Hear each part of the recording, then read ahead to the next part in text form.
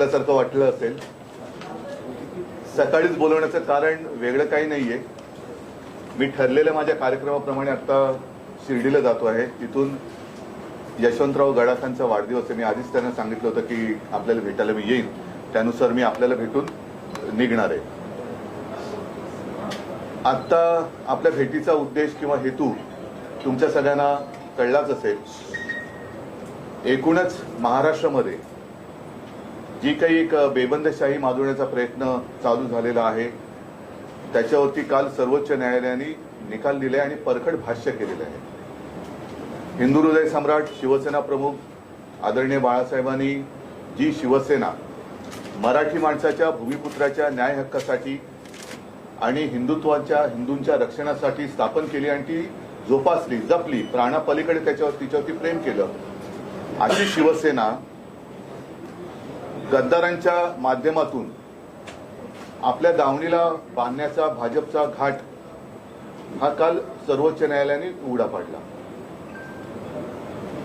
हिंदुत्वाच्या नावाखाली किंवा हिंदुत्वाच्या बुरख्याखाली यांचा दडलेला एक भेसूर बिभत्स चेहरा हा काल सर्वोच्च न्यायालयाने उघडा पाडला. त्याच्याबद्दल मी सर्वोच्च न्यायालयाला खास धन्यवाद देतो आहे. एकूण या निकालाचा अर्थ काय? अनेकांनी त्याच्यावरती मतप्रदर्शन केलेले आहे, अगदी सर्वसामान्य माणसाने सुद्धा केलेलं आहे. तरी देखील काही जणांनी काल आनंदोत्सव साजरा केला, फटाके वाजवले. मी भारतीय जनता पक्षाने आनंद व्यक्त केला तो समजू शकतो, कारण त्यांना आता हे डोईजड झालेलं ओझं उतरवण्याचा मार्ग सर्वोच्च न्यायालयाने दाखवून दिला म्हणून त्यांनी फटाके वाजवले असतील तर मी समजू शकतो.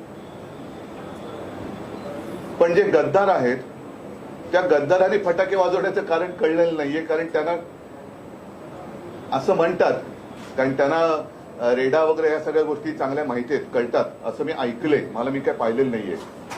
तर तत्पूर्वी हार तुरे वगैरे घातले जातात, पूजा केली जाते म्हणून त्यांनी फटाके वाजवले असेल तर तेही मला माहिती नाही. एकूणच काल सर्वोच्च न्यायालयाने त्यांच्यासमोर जो पोपट ठेवला गेलेला आहे तो आता हालत नाही, निश्चल आहे, त्यांनी डोळे मिटलेले आहेत, चोच उघडत नाही, तो श्वासही घेत नाही आहे, हे सगळं वर्णन करून तो मेलेला आहे हे जाहीर करण्याचं काम हे विधानसभा अध्यक्षांवरती सोपवलेलं आहे. विधानसभा अध्यक्ष सर्वांनाच माहिती आहेत. पूर्वी ते आमच्याकडे होते, शिवसेनेत होते, त्याच्यानंतर काही काळ राष्ट्रवादीत होते, त्याच्यानंतर ते आता भारतीय जनता पक्षात आहेत. म्हणजे एकूण त्यांना या राजकीय प्रवासाची कल्पना आहे आणि तो प्रवास कसा करायचा हे सुद्धा म्हणजे कायद्याच्या चौकटीत राहून हे त्यांना चांगलं कळतं. प्रश्न असा आहे की आता संपूर्ण जगात महाराष्ट्राची जी एक अवहेलना चाललेली आहे, महाराष्ट्र म्हणजे शौर्याचा, शूरांचा महाराष्ट्र, वीरांचा महाराष्ट्र, अगदी आपल्याकडच्या मराठ्यांचं वर्णन त्यावेळेला सुद्धा केलं गेलेलं आहे इतिहासामध्ये, त्या वर्णनाला साजेसं आत्ताचं काही वर्तन ह्या सत्ता पिपासूंकडनं दिसत नाहीये.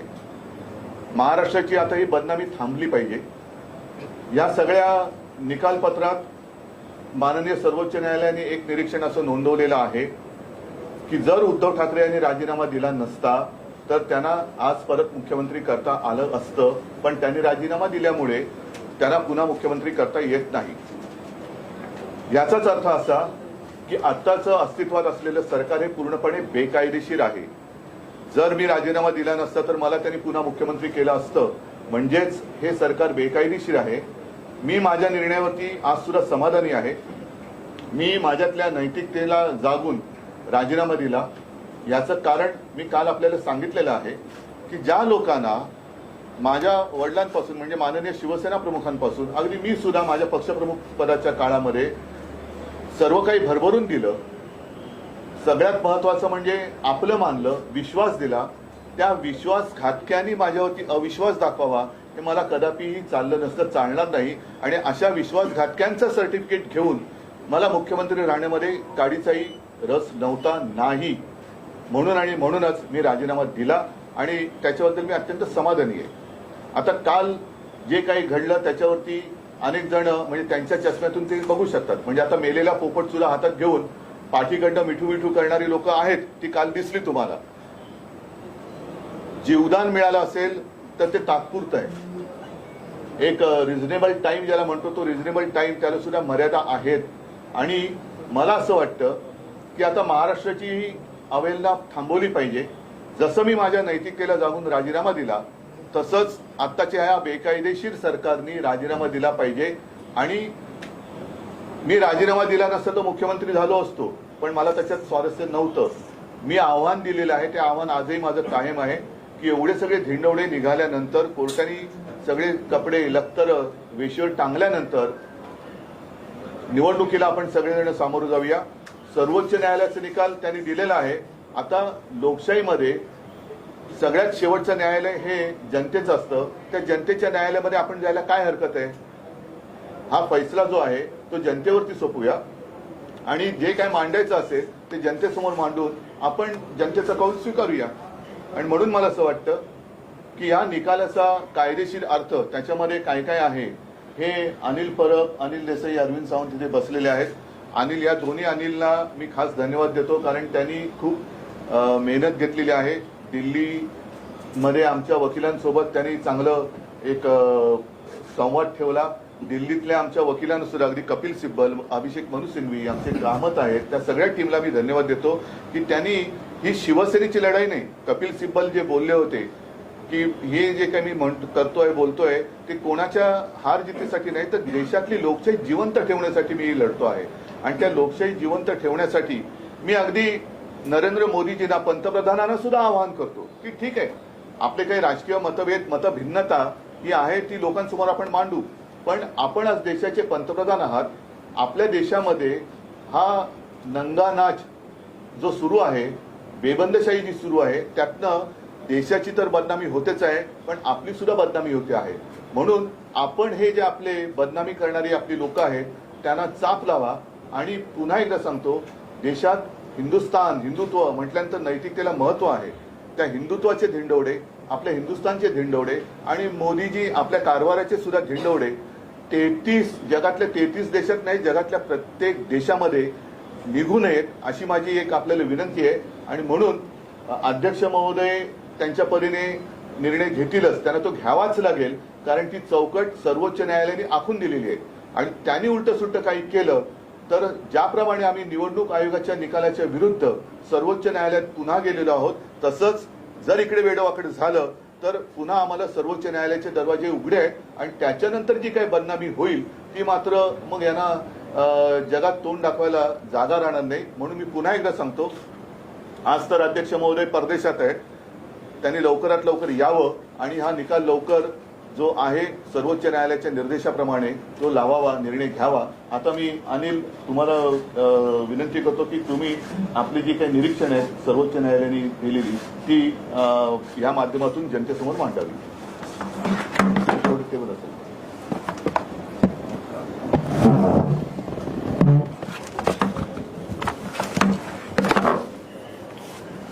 नमस्कार. काल सर्वोच्च न्यायालयाने जो निकाल दिला या बाबतीमध्ये काल वेगवेगळे दावे केले गेले आणि सरकारच्या वतीने पत्रकार परिषद घेऊन सांगितलं गेलं की हे सरकार घटनात्मक आहे.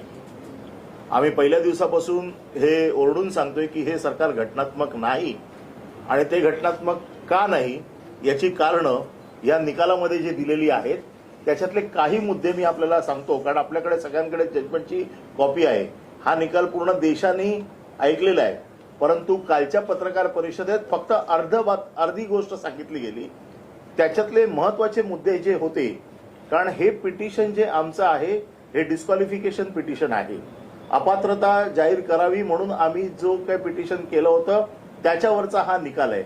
आणि त्या निकालामध्ये सगळ्यात महत्वाची जी भूमिका असते ही व्हीपची असते.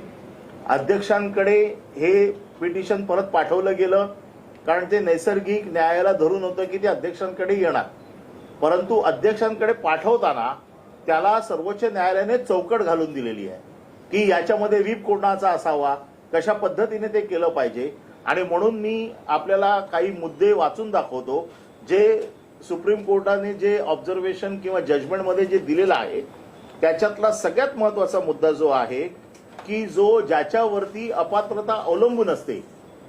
अपात्रता अवलंबून कशावर असते की व्हीपचं उल्लंघन झालं तर तो आमदार अपात्र होतो.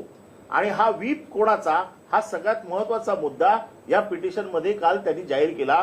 पॅरेग्राफ नंबर 119 याच्यामध्ये अध्यक्ष विधानसभा अध्यक्षांनी शिंदे गटाच्या मंजूर केलेल्या ठरावाची दखल घेतली, परंतु राजकीय पक्षाने अधिकृत केलेला नक्की प्रतोद कोण हे तपासण्याची एकदाही प्रयत्न केला नाही.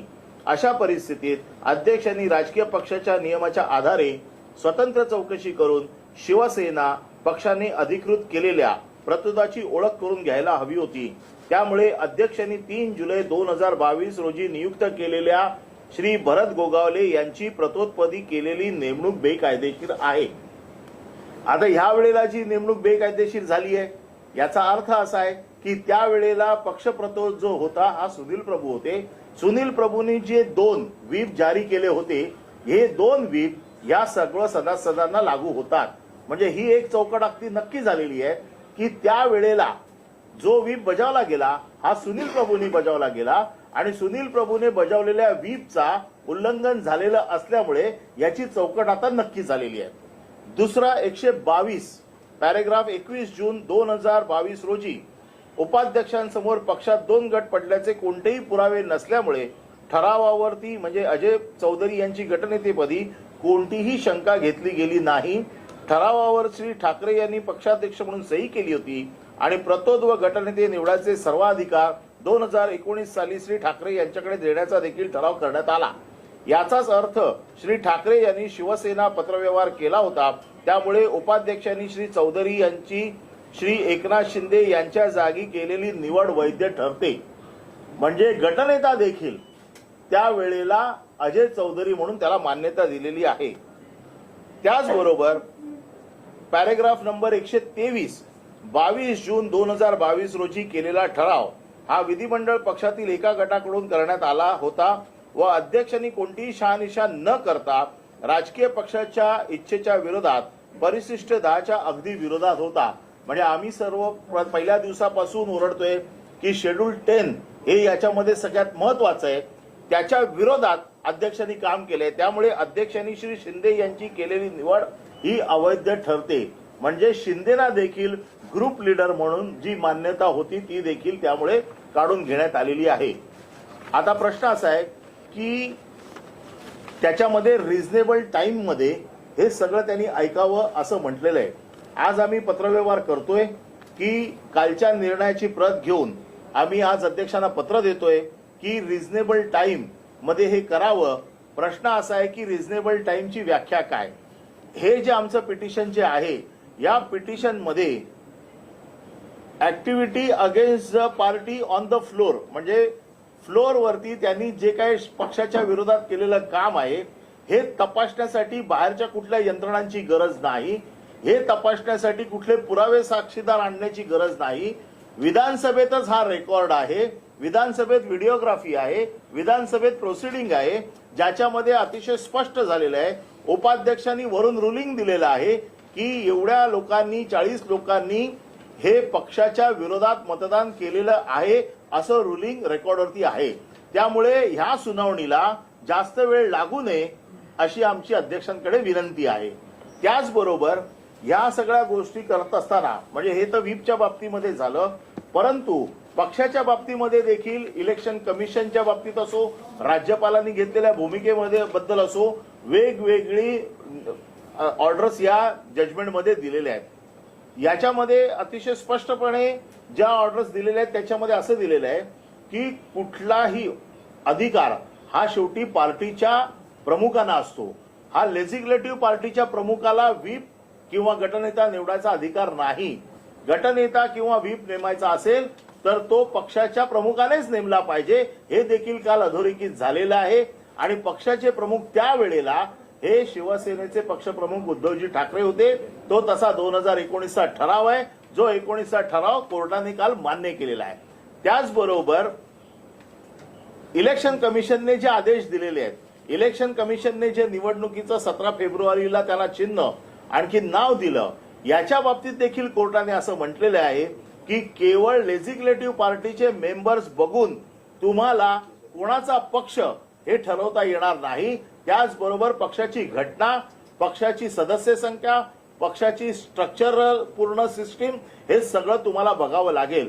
म्हणून आमचं जे सुप्रीम कोर्टात दुसरी याचिका दाखल केली आहे जी इलेक्शन कमिशनच्या आदेशाला चॅलेंज करणारी आहे त्याचा जवळपास सुतोवाच या जजमेंटमध्ये केलेला आहे. त्यामुळे जसं साहेबांनी सांगितलं की हे सरकार घटनाबाह्य आहे आणि ह्याचा अल्पावधीचाच फक्त कालावधी आता बाकी राहिलेला आहे. त्याचबरोबर राज्यपालांनी ज्या गोष्टी करायला नको होत्या, राज्यपालांनी प्रत्येक गोष्टीमध्ये तपासून घ्यायला पाहिजे होतं. प्रत्येक गोष्ट केवळ देवेंद्र फडणवीस आणि 7 अपक्ष आमदारांनी दिलेल्या पत्राच्या आधारावरती राज्यपालांनी अधिवेशन बोलवलं, राज्यपालांनी फ्लोर टेस्ट घ्यायला लावली. त्याच्यामुळे कुठलेही सबळ पुरावे न देता अशा प्रकारे राज्यपालांना अधिवेशन बोलवण्याचा अधिकार नाही, राज्यपालांना फ्लोर टेस्ट घेण्याचा अधिकार नाही. म्हणजे ह्या सगळ्या गोष्टी ज्या आहेत आम्ही पहिल्या दिवसापासून सांगतोय की या घटनाबाह्य आहेत. या घटनाबाह्य गोष्टींचा पूर्ण उल्लेख या सगळ्या जजमेंटमध्ये केलेला आहे. आणि सगळ्यात महत्वाचं म्हणजे की शेड्यूल 10 जे आहे ज्याच्यामध्ये परिशिष्ट 10 मध्ये अपात्रतेपासून वाचण्याची जी कारणं आहेत, या अपात्रतेपासून वाचण्याच्या कारणांमध्ये कुठला बचाव यांच्यासाठी उपलब्ध आहे. स्प्लिट हा बचाव होऊ शकत नाही. दोन गोष्टी नीट समजून घ्या. एका बाजूला इलेक्शन कमिशनने स्प्लिटच्या आधारावर पक्षाला त्यांना चिन्ह आणखीन धनुष्यबाण दिलं, ज्याच्यावरती सुप्रीम कोर्टने सांगितलं की तुम्हाला अशा प्रकारे फक्त लेजिस्लेटिव्ह पार्टीच्या मेंबर्सवरती तुम्हाला देता येणार नाही. दुसऱ्या बाजूला शेड्यूल 10 मध्ये जे 3 कलम वगळल्याच्या नंतर जो बचाव उरतो तो फक्त मर्जरचा राहतो, तो यांनी घेतलेला नाही. त्याच्यामुळे यांची अपात्रता ही 100% नक्की ठरलेली आहे. कारण त्यांनी जो केलेलं काम आहे पक्षाच्या विरोधातलं हे जवळपास सिद्ध झालेलं आहे. नियमाप्रमाणे फक्त सुप्रीम कोर्टाने काल आदेश दिला नाही, बाकी या सगळ्या गोष्टी कोर्टामध्ये कालच्या जजमेंटमध्ये आलेल्या आहेत. मला असं वाटतं की या सरकारच्या बाबतीमध्ये ज्या काही घटना घडल्या होत्या, ज्या काही गोष्टी आम्ही व्यवस्थितपणे कपिल सिब्बल साहेबांनी, मनोज सिंघवी साहेबांनी, कामत साहेबांनी कोर्टाच्या समोर मांडल्या होत्या, या सगळ्या गोष्टींचा काल उहापोह झालेला आहे. त्याच्यामध्ये सगळ्या गोष्टींची दखल घेतली गेलेली आहे. अंतिम निर्णय हा अध्यक्षांकडे पाठवलेला आहे आणि जर अध्यक्षांनी याच्या बाबतीत कुठला निर्णय घेतला नाही तर कोर्टाने सांगितले लिबर्टी आहे तुम्हाला परत कोर्टात येण्याची. याचा अर्थ असा होतो की जर वेळेमध्ये जर त्यांनी हा निर्णय घेतला नाही तर पुन्हा आम्हाला सुप्रीम कोर्टात जाण्याचा अधिकार आहे. आणि सुप्रीम कोर्ट त्यावेळेला, कारण कुठलंही सुप्रीम कोर्ट स्वतः पहिला निर्णय घेत नाही, ते त्या अथॉरिटीला पहिला अधिकार देतं. परंतु त्यांनी नेहमी सांगितलेलं आहे, जसं इलेक्शन कमिशनच्या बाबतीमध्ये देखील असंच झालं होतं की इलेक्शन कमिशन ऑटोनॉमस बॉडी आहे, तुम्ही त्यांच्याकडे पहिले जा नंतर आमच्याकडे या.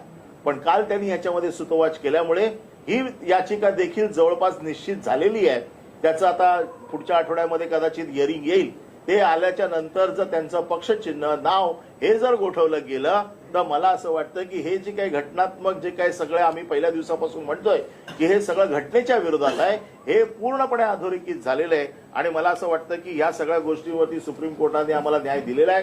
काल ज्या गोष्टी सांगितल्या गेल्या ह्या अर्धवट सांगितल्या गेल्या. त्यांनी असं सांगितलेलं आहे की राजकीय पक्ष कोण हे ठरवण्याचे अधिकार देखील अध्यक्षांना आहेत. राजकीय पक्ष कोण ठरवण्याचे अधिकार अध्यक्षांना आहेत हे फ्लोअरवरती हे मान्य आहे. पण ते केव्हापासून? 17 फेब्रुवारी 2022च्या नंतर, 23च्या नंतर जे काही अधिकार दिलेले आहेत ते पुढे लागू होतात. एक गोष्ट याच्यामध्ये कोर्टाने अतिशय स्पष्ट केलेली आहे की कुठलाही निर्णय इलेक्शन कमिशनचा हा रिट्रोस्पेक्टिव्ह असू शकत नाही, हा पूर्णलक्षी प्रभावाने होत नाही. हा जो काही निर्णय इलेक्शन कमिशनचा आहे हा त्याच्यापासून पुढे लागू होईल जोपर्यंत आमचं सुप्रीम कोर्टातलं डिसिजन नक्की होत नाही तोपर्यंत. त्यामुळे हे जे सांगतायत की व्हीप कोणाचा आम्ही ठरवणार, राजकीय पक्ष कोण आम्ही ठरवणार, व्हीप हा त्या दिवशी ज्या दिवशी व्हीप जाहीर झाला त्या दिवशी कोणाचा होता हे सगळ्यात महत्वाचं आहे. राजकीय पक्ष कोण हे त्या दिवशी कोण होतं, आमचा पुढचा लढा नाही. आमचा लढा हा इलेक्शन पिटिशन, डिस्क्वालिफिकेशन पिटिशन पुरताचा आहे. त्या दिवशीची जी परिस्थिती आहे त्या परिस्थितीमध्ये शिवसेना, उद्धव ठाकरे हे पक्षप्रमुख म्हणून त्यांनी अधिकार ज्यांना दिलेले आहेत त्या ठरावाच्या आधारावरती हे सगळं पिटिशन ऐकलं जाईल. त्याच्यामुळे जे लोकांना वेगवेगळ्या पद्धतीने सांगितलं जातं त्याची स्पष्टता आपल्याकडे यावी म्हणून आपल्याला मी सगळ्या ह्या गोष्टी पॅरेग्राफ प्रमाणे सांगितलेले आहेत. याच्या बाबतीत आपल्याला कोणाला काही शंका असेल तर आपण विचारावी. मला असं वाटतं की आमच्याकडनं ही बाजू आता अतिशय स्पष्ट झालेली आहे की यांना कुठल्याही परिस्थितीत आता बचाव नाही. हा फक्त काही वेळेचा प्रश्न आहे आणि ती वेळ लवकरात लवकर आम्ही संपुष्टात आणू. थोडक्यामध्ये तुमच्या लक्षात की एखादी गाडी उतारावरती घसरायला लागली तशी त्या घरंगळणाऱ्या गाडीला डबल इंजिनाचा वेग आहे असं दाखवत जे होते त्यातलं एक इंजिन कसं बोगस आहे आणि हा कारभार उतरणीला लागलेला आहे. त्याला वेग नाही म्हणणार, त्याला आपण पिचॅट म्हणू. आणि म्हणूनच लवकरात लवकर ह्या डबल इंजिन मधले एक जे पोकळ इंजिन आहे ते आता बाजूला काढून टाकलेलं पाहिजे. अगदी आरेमध्ये तर नाहीच, पण त्याला कांजूरच्या कारशेडमध्ये नेऊन रिपेअर करायला हरकत नाहीये.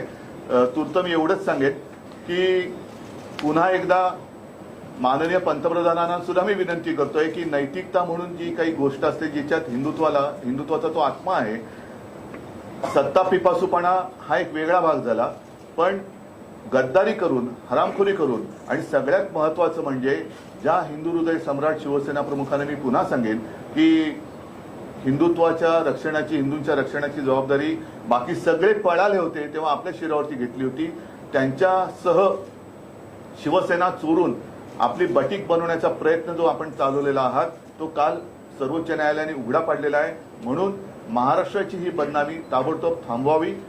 तातडीने या सरकारला पाय उतार होणं भाग पाडलं गेलं पाहिजे आणि लवकरात लवकर निवडणुका घेतल्या जाव्यात ही आमची मागणी आहे. रिझनेबल टाइम म्हणजे किती? कारण त्या मणिपूरच्या केसमध्ये आपण एक म्हणजे की 3 महिन्यामध्ये ते म्हणूनच म्हटलं की रिझनेबल टाइम. मणिपूरची केस, जिथे केस ही पूर्णपणे मेरिटवरती चालते, जिथे एव्हिडन्स लीड करावा लागतो, जिकडे बचावासाठी साक्षीदार आणावे लागतात, अशा गोष्टीला वेळ लागतो. परंतु ह्या केसमध्ये वेळ लागायचा प्रश्नच नाहीये, कारण सगळे पुरावे आहेत. एकच आता याच्यामध्ये हा थोडासा किचकट विषय होऊ शकेल की राज्यपालांची कृतीच बेकायदेशीर ठरवलेली आहे. हो.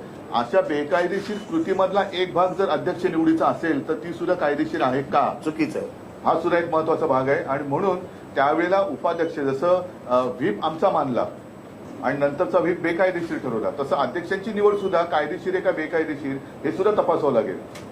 कारण हे सगळं जे अधिवेशन बोलवण्याची पद्धत आहे किंवा ती तिथूनच जर का या बेकायदेशीर घटनांची मालिका सुरू होत असेल तर त्या घटनांच्या मालिकेतील एक घटना ही अध्यक्षांची निवड आहे. आणि काल कोर्टाने मान्य केलं की ती बेकायदेशीर आहे, म्हणून असं तुम्हाला मुख्यमंत्री करा. हा बरोबर आहे. हा एक महत्वाचा मुद्दा आहे. म्हणजे कोर्टाने स्पष्ट जजमेंटच दिलेलं आहे की कोर्टाने जर काही मान्य नसतं केलं तर मला मुख्यमंत्री पद घोषित केलं गेलं असतं. हे कोर्टाने, सर्वोच्च न्यायालयाने नमूद केलं नसतं. मुख्यमंत्री उपमुख्यमंत्र्यांनी म्हटलंय, कारण तुम्ही जो मुद्दा वारंवार उपस्थित करता की नैतिकतेच्या आधारावर तुम्ही राजीनामा दिला. मुख्यमंत्री उपमुख्यमंत्र्यांचं म्हणणं आहे की भाजप बरोबर युतीत निवडणुका लढल्या, काँग्रेस एनसीपी बरोबर सत्ता स्थापन केली, तेव्हा नीतिबद्धता पाळली गेली नाही, तर मग आता नैतिकतेच्या गोष्टी आम्हाला काय झालेलं आहे, आम्ही जवळपास 25 ते 30 वर्ष भाजपसोबत युतीमध्ये होतो. म्हणून ते म्हणतात ना ते की काय कोणा शेजारी काय बांधला, वाण नाही पण गुण लागला. तसा एक तो वाण नाही पण थोडा काळ गुण लागला असं त्यांना वाटत असेल. कारण काल नितीश कुमार आणि तेजस्वी येऊन गेले. त्यांचं सरकार यापूर्वी पण होतं, ते चाललेलं सरकार तोडून भाजप त्यांच्या संसारात घुसली होती. मुफ्ती मोहम्मद सईद बरोबर सुद्धा हिंदुत्व सोडून सत्तेचा पाठ पाडला होता. तर ही त्यांना जर का नैतिकता वाटत असेल तर त्यांचा प्रश्न योग्य आहे. राज्यपालांच्या या भूमिकेमुळे राज्यपाल एकच राज्यपालांचा जो काही एक रोल किंवा राज्यपालांची भूमिका ही अत्यंत घृणास्पद आहे. आणि म्हणून मी आपल्याशी बोलताना मागे एकदा बोललो होतो की निवडणूक आयुक्त हे नेमण्याची सुद्धा एक प्रक्रिया असली पाहिजे. जसं एक न्यायवृंद हा एक प्रकार आहे, तसंच निवडणूक आयुक्त नेमण्यासाठी सुद्धा एक प्रक्रिया पाहिजे. सुदैवाने किंवा योगायोगाने त्याच सुमारास सर्वोच्च न्यायालयाने त्याच्याबद्दलही निर्णय दिला आणि निवडणूक आयुक्त नेमताना सुद्धा कोण कोण त्याच्यात असले पाहिजेत ही एक त्यांनी नियमावली दिलेली आहे. तसंच राज्यपाल, एक तर राज्यपाल ही संस्था जर आपल्या घरगड्याप्रमाणे वापरली जात असेल तर ही संस्था बरखास्त करायला पाहिजे. कारण आम्ही म्हणजे राजकारणी लोक हे लोकप्रतिनिधी असतात. त्या लोकप्रतिनिधीमध्ये हा वरून लादलेला माणूस जर आपली मनमानी करणार असेल तर ही पदं शोभेची पदं नाहीयेत, तर ती उपद्व्यापी पदं आहेत. तर ती राज्यपाल संस्था एकतर बरखास्त करावी, अन्यथा राज्यपाल कोण असावे, राज्यपाल नेमण्यासाठी सुद्धा अगदी राष्ट्रपतींचा तो अधिकार असला तरी तो कोण गाजवतोय हे गेले 70-75 वर्ष आपण पाहतो आहोत. तर राज्यपाल नियुक्ती करताना सुद्धा एक काहीतरी नियमावली किंवा एखादा जसं कोलिजियम किंवा न्यायवृंद आहे त्याप्रमाणे एक संस्था असायला पाहिजे. आणि हे राज्यपाल पूर्वाश्रमीचे कोणत्या पक्षाचे कार्यकर्ते आहेत का? आत्ताचे सुद्धा राज्यपाल जे होते आता कोश्यारी, ते इथून गेल्यानंतर बरोबर त्यांचा संघाच्या पोशाखामध्ये वेशामध्ये फोटो आला. असे जर का कार्यकर्ते, संघाचे कार्यकर्ते, पक्षाचे कार्यकर्ते राज्यपाल म्हणून आपल्याकडे नसलेल्या राज्यात नेमून तिकडे हे उपद्व्याप होणार असतील तर मग या कारभाराला काहीच अर्थ नाहीये. खरी ही यंत्रणा खूप चांगली आणि आदरपूर्वक असायला पाहिजे. जी पूर्वी होती पण ही या लोकांनी केवळ आपल्या हव्यासापायी तिची बर्बादी करून टाकलेली आहे. म्हणून जोपर्यंत आणि जोपर्यंत या राज्यपाल नियुक्तीवरती काही एखादी नियमावली येत नाही, मला असं वाटतं तोपर्यंत सरळ राज्यपाल पदच रद्द करावं. कारण दिल्लीमध्ये सुद्धा हा अत्यंत महत्वाचा निर्णय सर्वोच्च न्यायालयाने दिलेला आहे, काल दिलेला आहे, की तिकडे नायब राज्यपाल यांची जी काही लुडबुड चालते ती लुडबुड तिला बुच लावलेली आहे. साहेब, तुम्हाला असं वाटतं का की जाऊन अध्यक्ष हे वेळखोपणा करतील? कारण जसं तुम्ही निवडणूक आयोगाच्या चॅलेंज केलेलं आहे, जोपर्यंत सर्व नाही अध्यक्ष, मी तुम्हाला म्हटलं ना, अध्यक्षांना कायद्याच्या चौकटीत राहून पक्षांतर कसं करावं याचा चांगला अनुभव आहे. त्यांच्या एवढा अनुभव कदाचित कोणाला नसेल, पण बेकायदेशीर पक्षांतर झालेलं आहे आणि ते क्लिअर कट सर्वोच्च न्यायालयाने, कारण आपले अध्यक्ष महोदय हे वकील सुद्धा आहेत, त्याच्यामुळे कदाचित इतरांपेक्षा त्यांना कायदा कळत तरी असावा. तर त्यानुसार ते जे काय लिहिलेलं आहे, नाहीतर आम्हाला पुन्हा सर्वोच्च न्यायालयात जावं लागेल. पक्ष हा किती बहुसंख्य आमदारांची संख्या किती आहे यावर ठरेल असं निकालात असं नाही म्हटलेलं, असं म्हटलेलं नाही. तेच तर आहे. नाही, राजकीय पक्ष हे बहुसंख्य किती आमदार आहेत यावर ठरणार नाही असं निकालात म्हटलेलं आहे. तुम्ही आधी उलट बोलला. तर तुम्ही पुन्हा एकदा निवडणूक आयोगाची दाद मागणार? नाही, निवडणूक नाही, त्याच्या विरुद्धच आम्ही सर्वोच्च न्यायालयात गेलेलो आहोत. आणि पहिल्या दिवसापासून आमचं हेच म्हणणं होतं, मी जे निवडणूक आयुक्तांबद्दल माझं ठाम मत नोंदवलं, आता सुद्धा नोंदवलं, त्याला कारणच ते होतं की शेवटी पक्ष वेगळा असतो आणि पक्षाचे प्रतिनिधी, लोकप्रतिनिधी हे वेगळे असतात.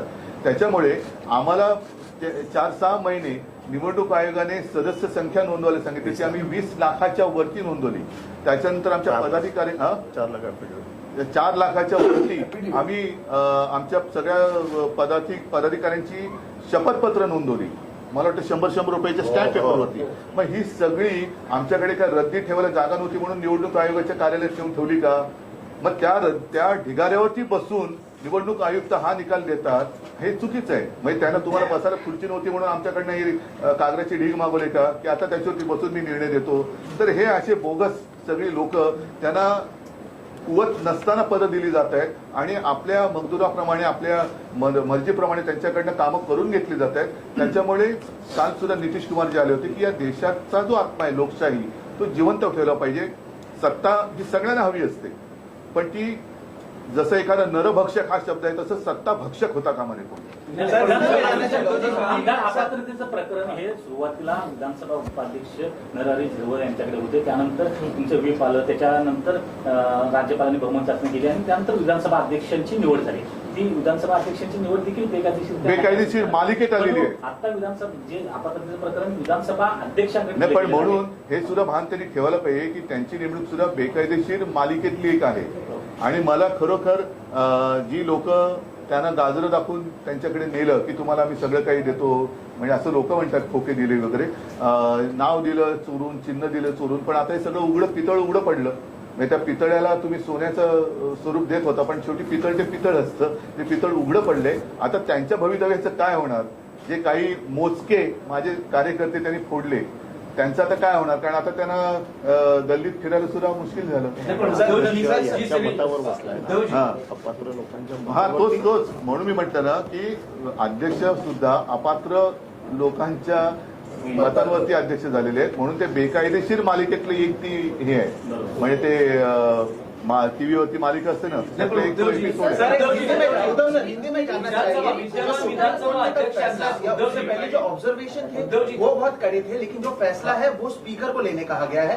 टाइम फ्रेम की बात कही गई है, आप लोग इसके लेकर पत्र लिख रहे हैं, कितना टाइम फ्रेम की मांग आप कर रहे हैं? साथ ही साथ राज्यपाल को लेकर कई सारी चीजें कही गई, ठीक है, लेकिन उसको कोई पनिशमेंट या उससे त्याच्यात- लेकर कुछ नहीं कहा। त्याच्यात मैं जरूर बात करूंगा, लेकिन जो आपने सवाल पूछे उसका ठीक से उत्तर इट्स आपको ये ध्यान में रखना चाहिए, कल का जजमेंट जो था इसमें कोई ऑब्जर्वेशन नहीं था, इसमें कंक्लूजन लिखा हुआ है, तो इट्स अ जजमेंट, ये जजमेंट है, ये किसी को तोड़ नहीं सकते। ये ऑब्जर्वेशन कल उनके जो प्रतोष जो बेकायदेशीर डिसाइड किए गए, उन्होंने कहा ये निकाल नहीं है, मतलब इतनी भी अगर किसी को जानकारी नहीं है, ऐसे आदमी को अगर प्रस्तुत करेंगे तो पार्टी की क्या हाल हो सकती है आप जान दो। उसके अलावा जो ऑब्जर्वेशन में लिखा हुआ है, तो आप जो कहते हैं कि रीजनेबल टाइम, हम तो मांग करेंगे 15 दिन के अंदर ये डिसाइड होना चाहिए, क्योंकि इसमें कोई जांच पड़ताल करने की कोई बात नहीं है, सब रिकॉर्ड अवेलेबल है, उसको सिर्फ चेक करना है और डिसीजन देना है। मुझे ऐसे लगता है कि जैसे साहब ने बताया कि राहुल नार्वेजीकर को ये सब चीजें मालूम है, और उनकी भी जो अपॉइंटमेंट है, ये जो 39 लोग जो डिस्क्वालिफिकेशन के अम्ब्रेला के नीचे है, इनके वोट से हुई हुए है। अगर उनके वोट जिस दिन अपात्र हो जाएंगे उस दिन अध्यक्ष भी चले जाएंगे। नाही, पण उद्धवजी एवढी सगळी ताशेरे वगैरे सगळं ओढलं तरी विधानसभा अध्यक्ष म्हणून राहुल नार्वेकर त्यांना काही बेकायदेशीर ठरवलेलं नाही, त्यामुळे निर्णय त्यांच्याकडेच आहे. त्याच्यामध्ये हा तर सगळ्यात महत्त्वाचा मुद्दा आहे ना. पुन्हा एक गोष्ट लक्षात घ्या की अध्यक्षांच्या अधिकारावरती नवीब राबिया केस ही अवलंबून होती, त्या केसचा रेफरन्स 7 बेंचच्या जजेसकडे गेलेला आहे, म्हणून याच्यावरती आता भाष्य करणं योग्य होणार नाही। ते आम्ही नवीब राबिया केस ज्या वेळेला सुनावणीला येईल त्याच्यावरती करू, परंतु अपात्रतेचा मुद्दा ज्या दिवशी जाहीर होईल त्या दिवशी आपोआप अध्यक्षांना जावं लागेल, कारण अध्यक्ष हे 40 लोकांची मतं घेऊन अध्यक्ष झालेत। ही 40 मतं जर वजा केली तर ते अध्यक्ष होऊ शकत नाहीत। त्याच्यामुळे अध्यक्षांचे अधिकार, कारण नवीब राबिया केसमध्ये जे म्हटलेलं आहे की ज्या अध्यक्षांवरती अविश्वासाचा ठराव आहे किंवा जे डिस्प्यूटमध्ये अध्यक्ष आहेत त्यांना हे अधिकार आहेत की नाही, परंतु जसं साहेबांनी सांगितलं की ही जी बेकायदेशीर कृत्यांची मालिका होती त्याच्यातला एक एपिसोड जो आहे ही अध्यक्षांची निवड आहे, हे सगळं जर अवैध असेल तर अध्यक्ष कसे वैध होऊ शकतात हा मुद्दा परत आम्ही कोर्टामध्ये विचारणारच आहोत। पण त्याचबरोबर कोर्टाने दिलेल्या निर्णयाचा आदर करून आम्ही आता कोर्टाने सांगितले ना तुम्ही अध्यक्षांकडे जा, तर आम्ही पहिले अध्यक्षांकडे जाऊ। कोर्टाच्या निर्णयाचा पूर्ण आम्ही निर्णयाचा आदर करून आम्ही अध्यक्षांकडे जाऊ, पण त्याचबरोबर हा अध्यक्ष अवैध कसा आहे, हा बेकायदेशीर कसा आहे याची वेगळी दाद देखील आम्ही मागू।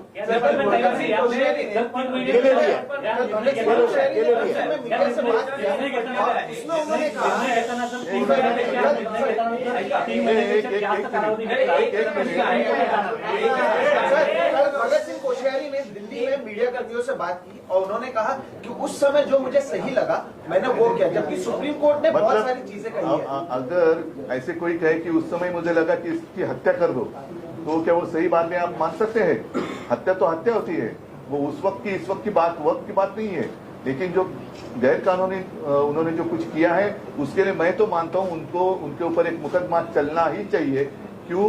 इसलिए कि इसका मतलब ये नहीं कि राज्यपाल महोदय किसी कानून इसमें आते नहीं, इसलिए वो अपनी मन मर्जी जो कुछ आहे मेरी मर्जी, ये कोई पिक्चर का गाना नहीं है। याच्यामध्ये हे बेकायदेशीर सरकार स्थापन करून त्यांनी महाराष्ट्राच्या जनतेची फसवणूक केलेली आहे। त्याच्यामुळे माझं तर मत आहे त्यांच्यावरती फसवणुकीचा दावा ठोकला गेला पाहिजे। मग त्याच्यात ते 420 असेल काय असेल तो बघा, पण ही अशी माणसं हे राज्यपाल पदाची अवहेलना करतायत, त्याच्यामुळे एकाला शिक्षा झाली तर उद्या असं कोणी करण्याचं धाडस करणार नाही। कारण जेव्हा पदाची शपथ घेतली जाते तेव्हा घटनेवरती हात ठेवून ती शपथ घेतली जाते, आणि त्याचाच जर का तुम्ही भंग करणार असाल म्हणजे पद घटनात्मक आहे पण कृत्य घटनाबाह्य आहे, तर समर्थन कसं होऊ शकेल? म्हणून त्यांना काय सर्व गुन्हे माफ करू शकतो आपण? नाही करू शकत। उद्धवजी, सर्वोच्च न्यायालयानं जे म्हटलं आहे की आज काय परिस्थिती आहे त्यावर निर्णय दिला जाईल, जे आधी घडलं घड्याळाचे काटे उलटे फिरवता येणार नाही असं त्यांनी म्हटलेलं आहे। नाही, आपण दुरुस्त करतो आपल्याला। सर्वोच्च न्यायालयाने असं म्हटलेलं नाही, सर्वोच्च न्यायालयाने असं म्हटलेलं आहे हा व्हीप ज्या वेळेला हे तुम्ही पुन्हा एकदा समजून घ्या, सगळी गल्लत लोक तिथेच करतायत. आज काय आहे त्याच्यावर नाहीये. ज्या दिवशी हे हा विषय डिस्क्वालिफिकेशन पिटिशनचा आहे, ज्या दिवशी डिस्क्वालिफिकेशन पिटिशनच्या वेळेला राजकीय पक्ष कुठला होता, त्याचे अधिकार काय होते, त्याचा व्हीप काय होता, आज जर असला असतं तर आज त्यांचा व्हीप आहे, आज त्यांचा गटनेता आहे, अध्यक्ष आहे. मग हे सगळं करण्याचा उपयोगच नव्हता. पुन्हा पुन्हा सांगतोय की हे सगळं प्रकरण डिस्क्वालिफिकेशन पिटिशनशी संबंधित आहे. त्यामुळे इथे जो काही नियम लागला जाईल, हा डिस्क्वालिफिकेशन पिटिशन ज्या दिवशी आलं किंवा व्हीप ज्या दिवशी गेला त्या दिवशीची परिस्थिती काय आहे हे, आणि कोर्टाने इलेक्शन कमिशनचे पण जे निर्णय आहेत हे रिट्रोस्पेक्टिव्ह करता येणार नाही असं स्पष्ट म्हटलेलं आहे. त्याच्यामध्ये त्यांनी पहिलं असं म्हटलं की मी आल्यावर पहिला निर्णय राजकीय पक्ष कोणाचा ठीक तो आता 17 फेब्रुवारीच्या नंतरचा, 17 फेब्रुवारीच्या नंतर कुठला राजकीय पक्ष विधानसभेत ठरवायचा हा त्यांचा अधिकार आहे. आम्हाला त्याची चॅलेंज करायची गरज नाही. परंतु डिस्क्वालिफिकेशन पिटिशन ज्या दिवशी फाईल झालं किंवा व्हीप ज्या दिवशी गेला त्या दिवशी राजकीय पक्ष कोण होता हा मुद्दा महत्वाचा आहे. आणि एक मिनिट, आणि त्यांनी समजा त्या पक्षाला ओळखलं, म्हणजे ओळख कोणाची तो ओळख, तर त्याचं त्या पक्षाचं आयुष्य 17 फेब्रुवारी तर ते अपात्र होईपर्यंतच राहील. आणि सगळ्यात आणखीन एक महत्वाचा मुद्दा, ज्या वेळेला त्यांनी त्यांचा व्हीप आणि गटनेता नामंजूर केलेला आहे, अशा वेळेला तो गटनेता मुख्यमंत्री राज्याचा होऊ शकत नाही. बरोबर. होता आणखी एक सगळ्यात महत्वाची गोष्ट, परिशिष्ट 10 मध्ये जे म्हटलेलं आहे की जेव्हा 2 गट होतात त्याचा निर्णय होईपर्यंत कुठलाही पक्ष हा पक्ष माझा आहे असं म्हणू शकत नाही, हे देखील काल कोर्टाने स्पष्ट केलं. मला असं वाटतं ऐका एक मिनिट म्हणजे अभी निकलना है. प्रधान से आपने जो है अपील की है इस सरकार को लेकर, आपने कहा है हिंदुत्व का आपने हवाला दिया. उस अपील के बारे में मैं प्रधानमंत्री जी से विनती करना चाहता हूँ. ठीक है, राजनीति जो भी है वो अपनी जगह है, लेकिन सवाल देश की प्रतिमा, हिंदुत्व की प्रतिमा और हमारे अपने महाराष्ट्र की प्रतिमा का है, जिसकी बदनामी पूरे विश्व में हो रही है.